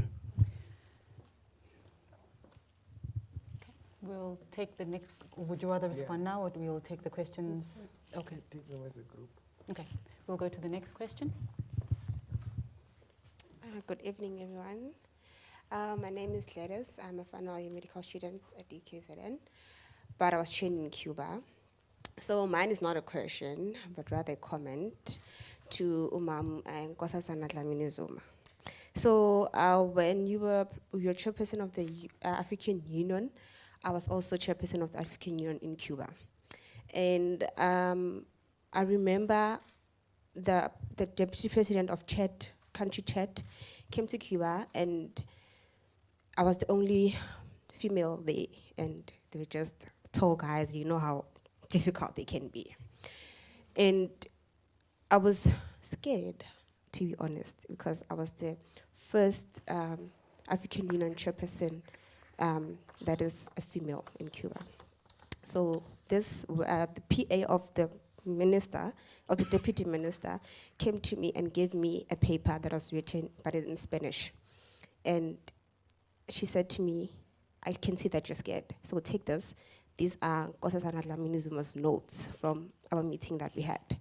I was so shocked. And then, because, okay, we were studying in Spanish, so I literally went through my term with your notes. And I've been waiting for so long for this moment, so I was just taking it. So I just want to thank you, and to all the leaders in the house. What I've taken from those notes were 4 important things. First thing, if you can do something now, do it now. Second thing, I also used the time thing that you also used, because I had to go on the internet and check how you do it. I actually copied it. And you don't have to waste time. If you can decide something, decide. Just decide. That's the second thing I took from you, from the notes. The third thing is, it doesn't matter who does it, as long as it is done. It doesn't really matter. Doesn't need, you don't need a title to do it. And the fourth thing is that you will always have opponents, but at the end, you have to achieve what you want to achieve. That's it. Thank you very much. Thank you.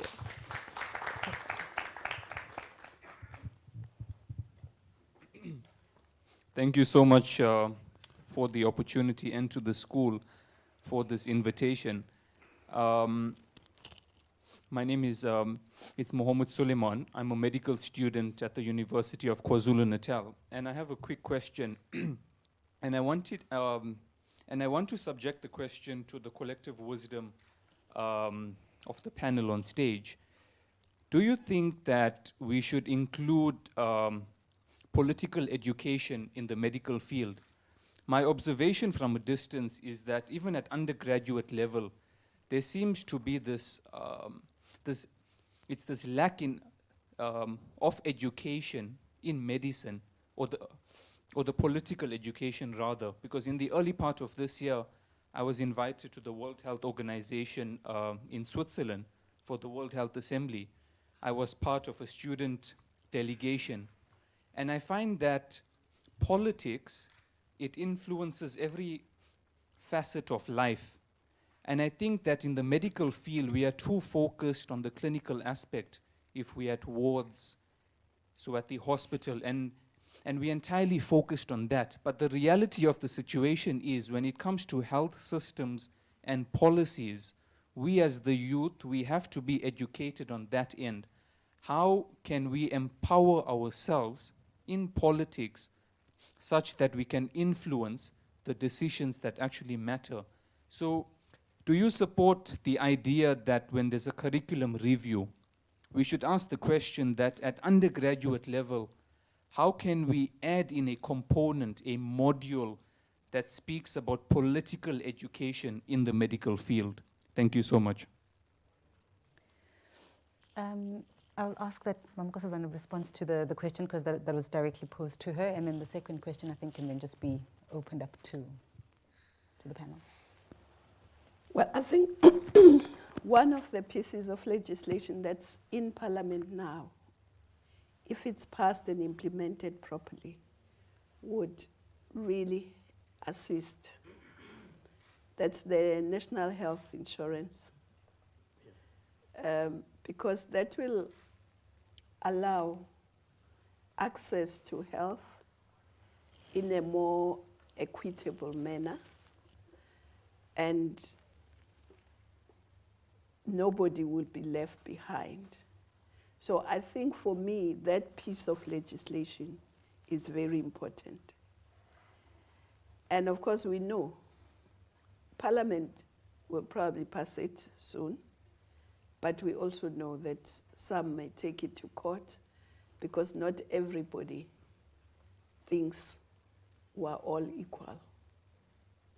Not everybody thinks every child in this country must have access to the same healthcare system.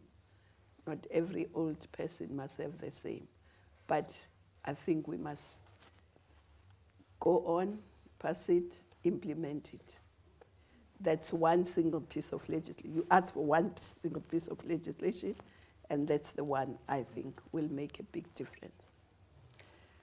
The curriculum, I will leave it to the professors, but all I can say is that we didn't have the curriculum.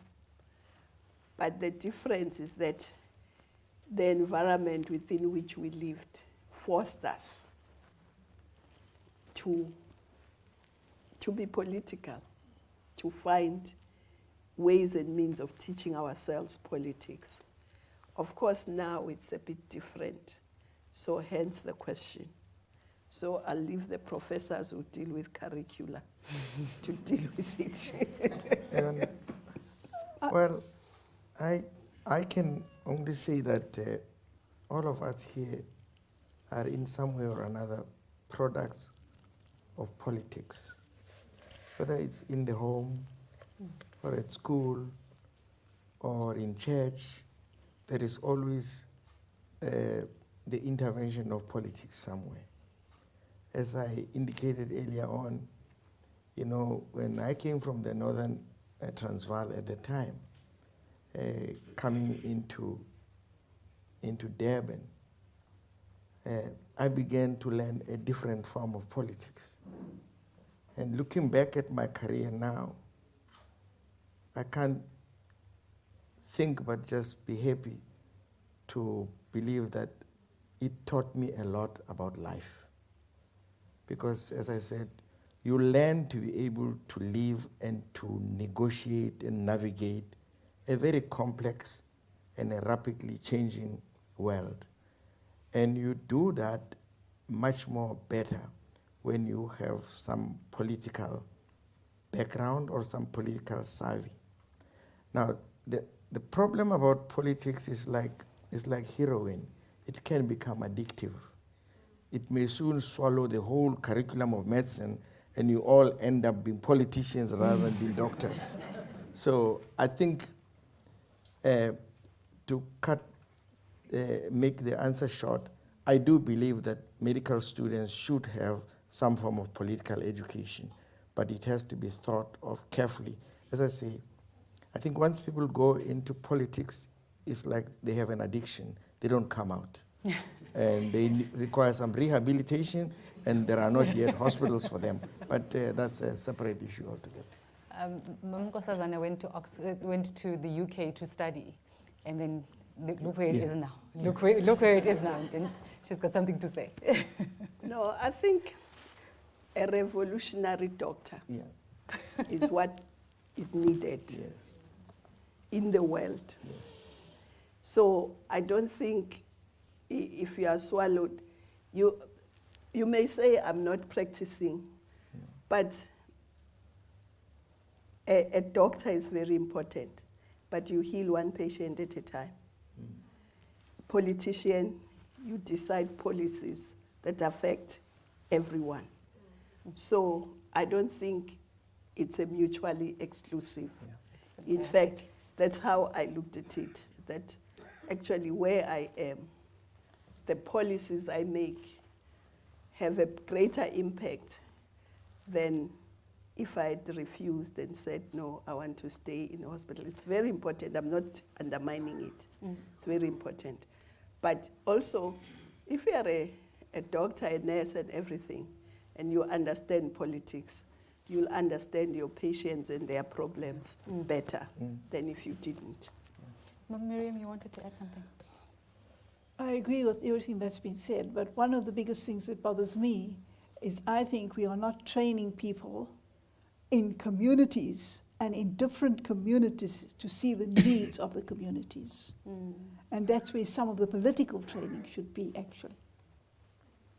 Because you can have a person living in KwaMashu and a person living in Amlazi, and they can have totally different views.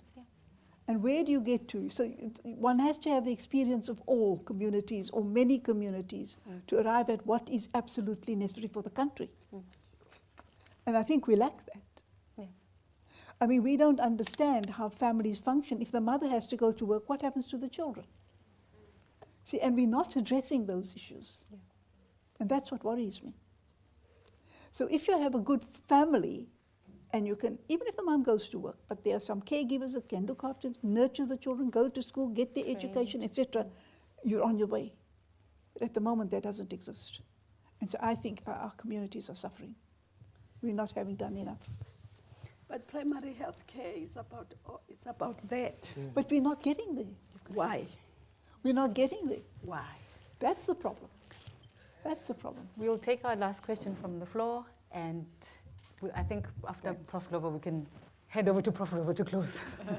No, very interesting discussion. Just to comment from the academic point of view as a dean, I have Cyrilla there, who is the chair of the curriculum change. Is Cyrilla still here? Oh, there she is, yeah. So to respond to your question, we are looking at reviewing the curriculum. One of the things we're looking at, we also realize that firstly, medical students will become GPs or specialists, and that's a business when they go to private practice. But nothing is taught to them about managing their finances or managing their businesses. Some of us will remain in academia, others will go into private sector. There's a need for us even in the private sector and transformation there. So we're gonna include that. Secondly, this year we were excited that we had a history from one of the historians, Dr. Professor Vanessa Noble, who wrote the book about the history of the medical school. And he gave a whole lecture on the history of the medical school, where we started, where we are now. And we're also trying to archive that at the medical school, because a person who doesn't know where he or she comes from, So that's the second one. So we're gonna include that. The third one is about emotional intelligence, leadership, how you manage yourself, how you deal with people. So that's what we're going to also add in our curriculum, because the curriculum has to change to fit and suit the changes in time. And of course, we're also going to be focusing on preventative care and primary health care, the very same things that we are talking about. Because if we can educate our rural people, the people out there, so we prevent them complicating with disease, we empower them, because we don't have many doctors to disperse all over, but we've got lots of people that we can train and empower and capacitate to be interventional and prevention and education. So that's the fourth aspect. And the last one is about politics. As everyone has said, that we live around politics, the people that you see, but unfortunately, and some of you may be taught at home about politics, but others are not, you need to recognize that you are a privileged student. And that is also politics, to recognize that you come to medical school, you've got a car, You come to medical school, your parents accompany you. There's a student who was relating to me that the first time he came 3 years ago, he's doing 3rd year now, he came with his sister because he has no parents. He was carrying 2 bags. He had to take a taxi.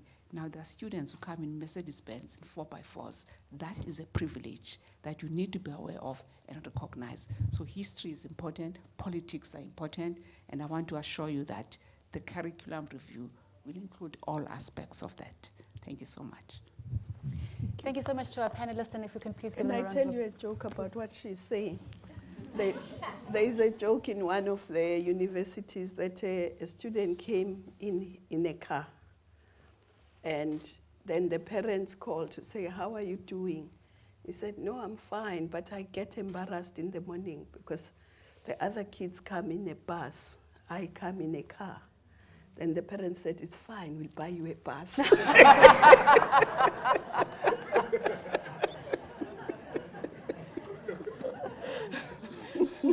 And on that note, thank you very much to our panelists, and thank you very much to all of you for attending this evening. If we could please give our panelists a round of applause.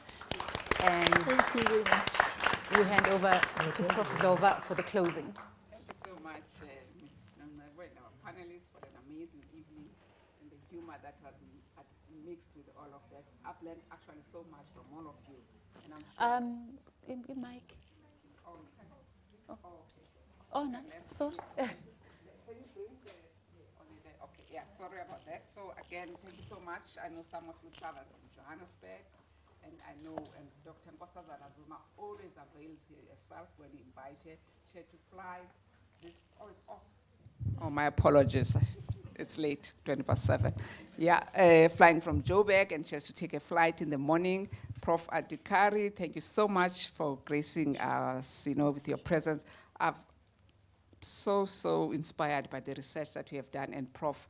Mahoba. However, I'm long after 30, but I'm still hoping to identify some genes. I will persist, although my brain cells will be sort of dying. So thank you so much for that. So colleagues, now it's the time to just present you with our acknowledgement of, we are saying as UKZN, we're proud of you. We love you. We want you to continue what you were doing. We want you to support the young people, even in your old age or even in your retirement. Please, we want you to assist and help us. And may you look at this and remember that your alumni loves you and appreciates your contribution. Thank you very much. Thank you. This is beautiful. Thank you. It's not the end of it. There's another one. Oh. So here is a plaque that you can, keep on your study desk, and remember that of all the challenges you've gone through, all the trials and tribulations of life, someone, a university somewhere, appreciates you. Thank you very much. Okay.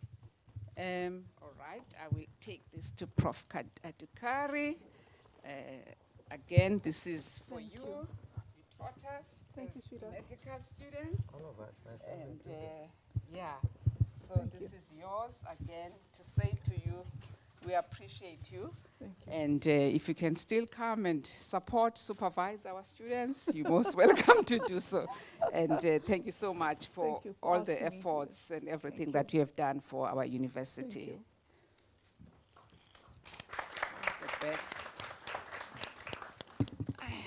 Yes. Ladies first. It's cruel. Yes, cruel. So, Prof. Mahoba, we are, again, so proud of your innovation. I think some of us, I remember when we were medical students, you'd come and sit with us in the dining hall, the old dining hall, and talk to us. And we have motivated the late Prof. Mayosis, and others have been inspired by you. A boy from the rural Sikukune, was it Sikukune, yes. And now is known all over the world for the work that you have done. And just listening to your story about the birds and catching, and that mind and brilliance to take that to developing memory T cells, which everybody talks about now. We've got young people here that will be inspired by you. Thank you so much for putting South Africa on the map with your research. Thank you very much. I appreciate that. A similar gift for you.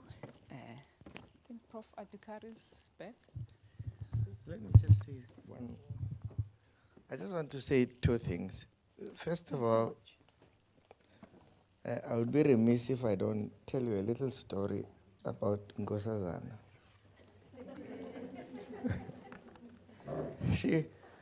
When we were here at medical school, not only was she a hard-working student, but she was one of the best-dressed ladies of our time. There was a shop in town. I just forget the name, but I know it's in between West Street and Smith Street, where she used to like the clothes from there.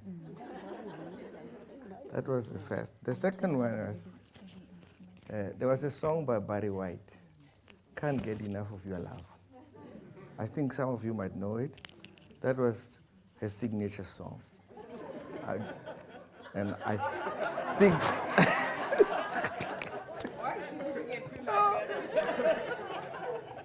But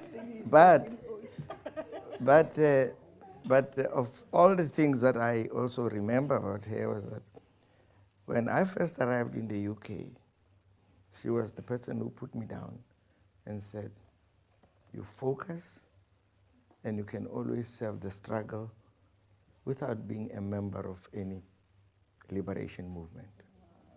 And I have never forgotten that, because I was then able to carry messages and letters and so forth, because I couldn't be banned, I couldn't be traced, but I got that within the first month when I arrived there through her advice. So it was a real interesting interaction, and we've continued to do that over the years. Now the final thing, as you change your curriculum, there's one thing I want you to change. Teach black students to be confident, to have a killer instinct that you are able to make changes that are profound, and you don't learn that except by being confident. I know that when we were studying here, we always wanted to be told, have you read this from England? Have you read this from America? We never thought that what we were doing was important, whilst actually people could read from us. But we never had the confidence that what we were saying is what should be said. And I think you can't do that because we have been oppressed for a long time. Our confidence has been damaged. But I think this generation going into the future, they must have confidence and they must have a killer instinct. You shouldn't apologize for what you think and what you can say, provided you can stand on good grounds. Thank you. Thank you so much, Prof. Mahoba, for those last pearls from you. We'll definitely make sure that as part of those soft skills that we're going to teach, confidence is going to be part of that, and presentation, skills, stage presence, and all of that. So, colleagues, thank you so much once more, for being with us. It's been such a lovely evening. We're laughing. I just love the way you guys relate your stories, and it's been amazing. There is dinner served, finger supper outside. Please help yourselves. And then thanks once more without you, we wouldn't be having any audience. We appreciate that. And thanks to our guests once more. And of course, to our amazing hosts. Thank you so much. And a round of applause.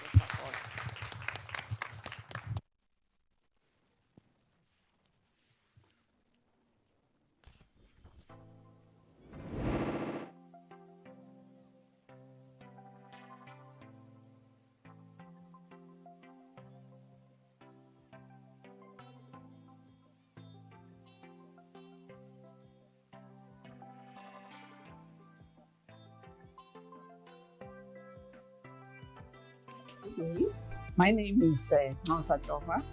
I'm the professor of dermatology. I'm also the dean and head of school of the Nelson Mandela School of Medicine, which is in Durban, South Africa.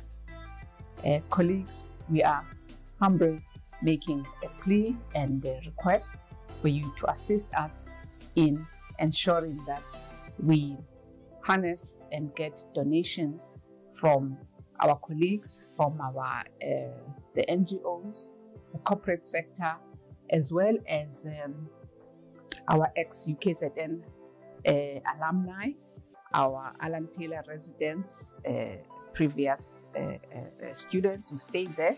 Those who are UKZN alumni will remember the vibrant community that we had at Alan Taylor residence.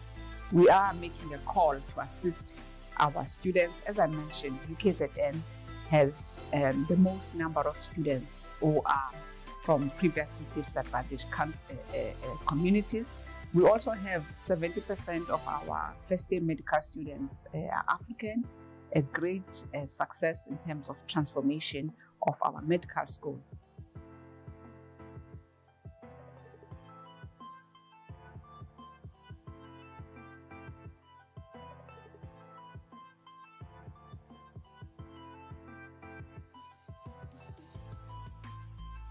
I remember actually when I was doing my first year, I think we were about 100, and there were only, I'd say, 20 to 30% Africans in our class. But things have changed around to actually ensure that we transcribe by the transformation agenda of the medical school.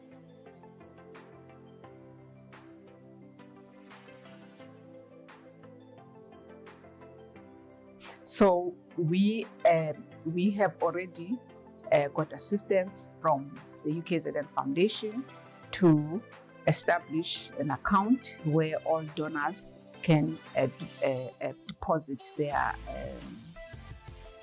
donations.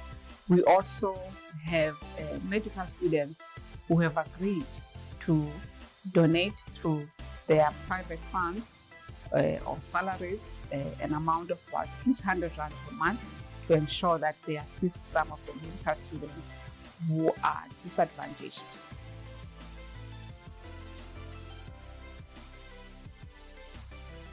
A small group of privileged medical students who have also agreed to try and donate on a monthly basis, whether it's 50 Rands or 100 Rands, it will really go towards the bigger goal and the dream that we have. And I'm also excited to mention that a couple of months ago, when we were thinking about this initiative, I've spoken to Dr. Imtiaz Solomon, one of our alumni, a really remarkably humanitarian and individual.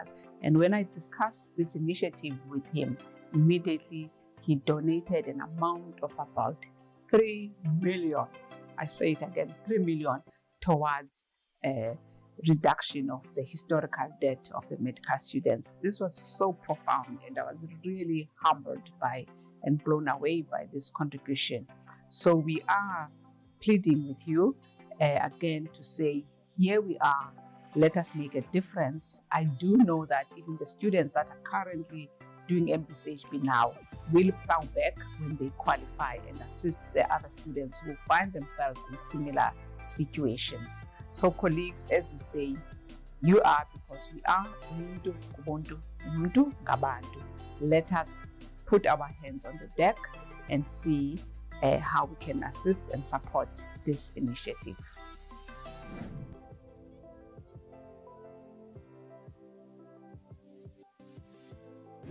My name is Dr. Fatima Suleiman, newly qualified from Nelson Mandela School of Medicine. I pledge to donate 100 Rand a month towards Prof. Ndumba's Medical Student Fund, and I encourage all alumni of UKZN to do the same. Help make a doctor today. I'm Dr. Makanga, and I've just completed my final year medical school, and I'm very happy to be serving our community. Each year, students are faced with the financial struggles, but beating their dreams of completing their studies and giving back to the community as I will. With this initiative, you can relieve that burden and you can help make a doctor's dream come true. I will be taking part in the Professor Level Medical Students Funding Initiative, and I'm urging you to also do the same.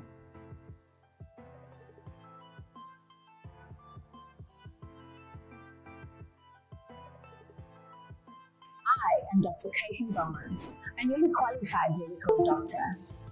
UKZN takes up its social responsibility to help academically prosperous students from disadvantaged backgrounds fulfill their dream. So we are asking you, yes you, to do just that. Take up your social responsibility. Help us today. Contribute and help our aspiring doctors.